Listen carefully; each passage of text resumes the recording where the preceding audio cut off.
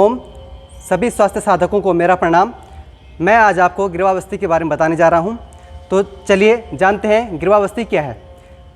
आयुर्वेद के अनुसार cervical spondylitis हमारे कंधों या गर्दन के जो क्षेत्र है, यहाँ वात दोष के बढ़ने के कारण या वात दोष की अधिकता के कारण होता है। इसी जो कि वात दोष हमारे शरीर में गति के लिए जिम्मेदार होता है, और जब ये असंतुलित होता है तो हमारे जो गर्दन का क्षेत्र है और कंधों का क्षेत्र है, यहाँ जकड़न या फिर दर्द या सूजन आना शुरू हो जाता है। हमारे कंधों के क्षेत्र में और ये गर्दन का क्षेत्र है, इसमें इस वात दोष को नियंत्रित करने के लिए हम आयुर्वेद में गिर्वावस्थी का प्रयोग करते हैं। तो चलिए अब हम आपको बताते हैं कि गिर्वावस्थी के लिए जो हमें आवश्यक सामग्री चाहिए वो क्या क्या होती है। सबसे पहले हमें एक गोलाकार उड़द के आटे का सांचा चाहिए। फिर इस जो सांचा है, इसको हमारे गर्दन का जो क्षेत्र है यहाँ सेट करने के लिए हमें लेप चाहिए इसी उड़द के आटे का। उसके बाद ये होता है स्पंज, और ये औषधीय तेल जिससे हम बस्ती करेंगे, और थोड़ा सा कॉटन। और ध्यान रखें कि जब भी हम कोई भी औषधीय तेल गर्म करते हैं तो उसे डायरेक्ट फ्लेम पे नहीं करना है, क्योंकि यदि हम डायरेक्ट फ्लेम पे करेंगे तो उसके जो औषधीय गुण हैं वो वाष्पित हो जाते हैं और फिर उस तेल का कोई महत्व नहीं रहता है। सबसे पहले हमें कोई एक बड़ा बर्तन लेना है, उसमें पानी भरना है, उस पानी गर्म करना है, उस पानी में इस जो औषधीय तेल है उसे रखना है और फिर गर्म करना है। चलिए अब गिर्वावस्थी शुरू करते हैं। तो सबसे पहले जिस पार्ट पे हमें बस्ती करनी है उस पार्ट पे हल्के हाथों से मालिश करनी है, ड्राई मसाज। हमें इनके इस सर्वाइकल एरिया पे बस्ती करनी, तो हमें हल्के हाथों से मसाज करनी है, ड्राई मसाज। और इसके बाद हम इस बस्ती को सेट करेंगे। सबसे पहले हम साधक से बोलेंगे कोई एक आरामदायक स्थिति ले ले, जिससे ये कम से कम आधे घंटे तक स्थिर बने रहें। उसके बाद हम इस बस्ती को सेट करेंगे।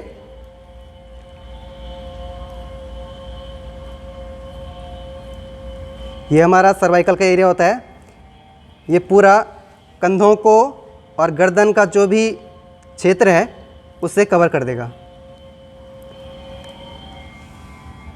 तो देखिए अब हमारी बस्ती सेट हो चुकी है। हमने कहीं से भी ये लीकेज नहीं है और ये पूरी तरह से हमने कवर कर लिया है, ताकि कहीं से भी जो औषधीय तेल है वो लीकेज ना हो। और हमारे पास ये तेल हमारा तैयार है, हमने इसे पानी में गर्म कर चुके हैं। अब हम स्पंज के द्वारा इस तेल को इस बस्ती में डालेंगे।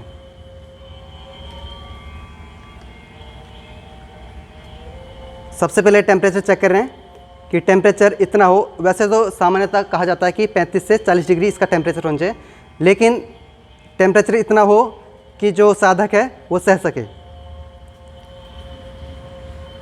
तो इस तरह से हम डालेंगे।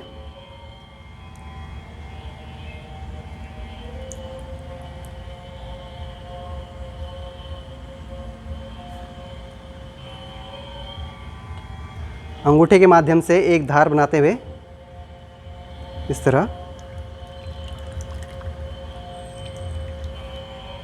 तेल ज़्यादा गर्म ना हो और ज़्यादा ठंडा भी ना हो।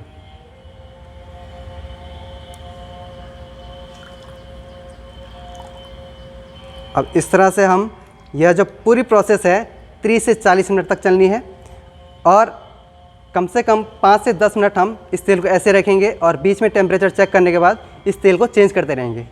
5 से 10 मिनट के अंतराल के अंदर हम ये तेल चेंज करते रहेंगे। अब हमने इसमें तेल भर दिया है। अब कम से कम लगभग 5 से 10 मिनट हम इस तेल को छोड़ देंगे, और इसके बाद जैसे ही तेल का टेम्परेचर डाउन होगा तो हम फिर से तेल चेंज कर देंगे। तो अब लगभग 5 मिनट हो चुके हैं। अब हम इस तेल को दूसरे बर्तन में निकालेंगे।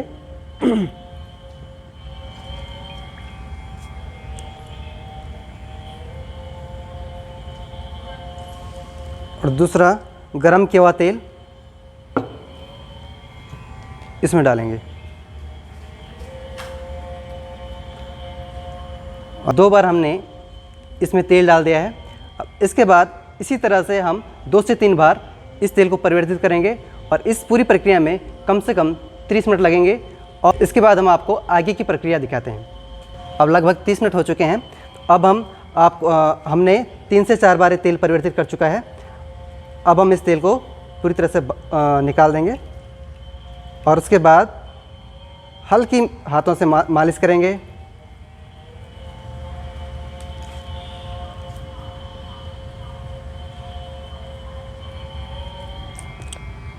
इस तेल को हटा के अब इस बस्ती को पूरा हटाएंगे।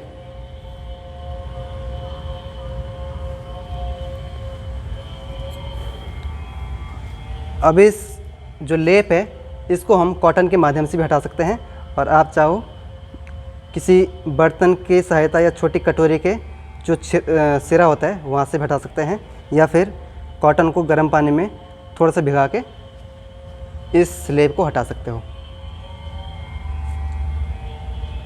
तो ये इजीली हट चुका है। अब हम हल्की सी मालिश करेंगे इनकी, और हाथों में थोड़ा सा तेल ले लेंगे,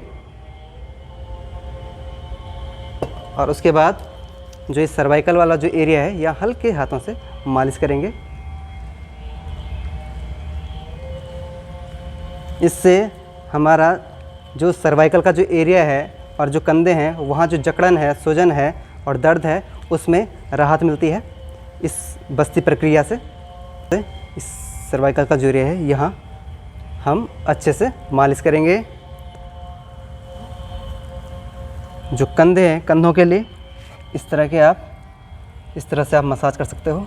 ये अंगूठों को नीचे को इस तरह से फिक्स करके और फिर हथेलियों से ये जो सर्वाइकल का एरिया है और जो कंधों का जो एरिया है उसको कवर करते हुए मालिश करेंगे ये, और फिर इस तरह से ये अंगूठों से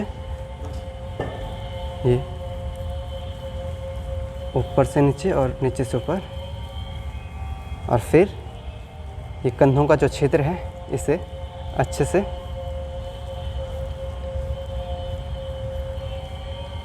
और फिर दोनों हाथों से कंधों की ओर और जो गर्दन का जो क्षेत्र है उसे अच्छे से मालिश करना है।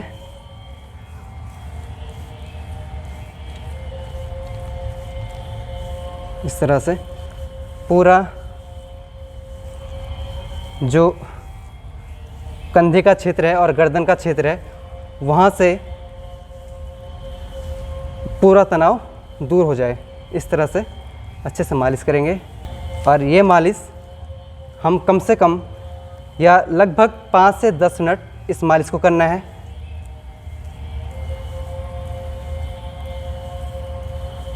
अच्छे से जब स्नान हो जाएगा, स्नान के बाद हम स्वेदन करेंगे। तो लगभग 5 मिनट हो चुके हैं। अब हम साधक को स्टीम के लिए तैयार करेंगे और इनका नाड़ी स्वेदन करेंगे। तो हमारे पास स्टीम ऑलरेडी तैयार है। अब साधक को बिठाएंगे और इनको लोकल स्टीम देंगे। अब हमने साधक को इस तरह से बिठा दिया है। अब हम इन्हें लोकल स्टीम देंगे, नाड़ी शोधन करेंगे। इस तरह से हम हल्का स्टीम देंगे पहले, और कोशिश करें दूर से दें।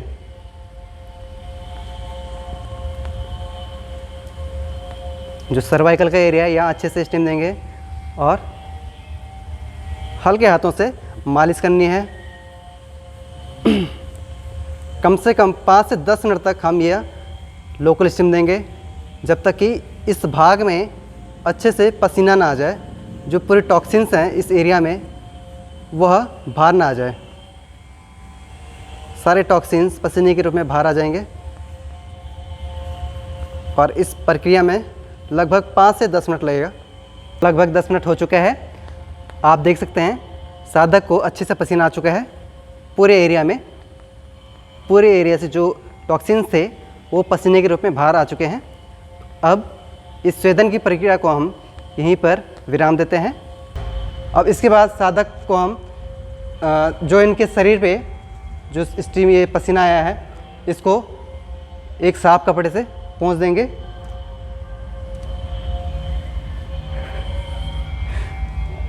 और अच्छे से पोंछने के बाद हम साधक को थोड़ी देर आराम करने के लिए कहेंगे, थोड़ा बैठने के लिए कहेंगे, और उसके बाद हम लपेट बांधेंगे।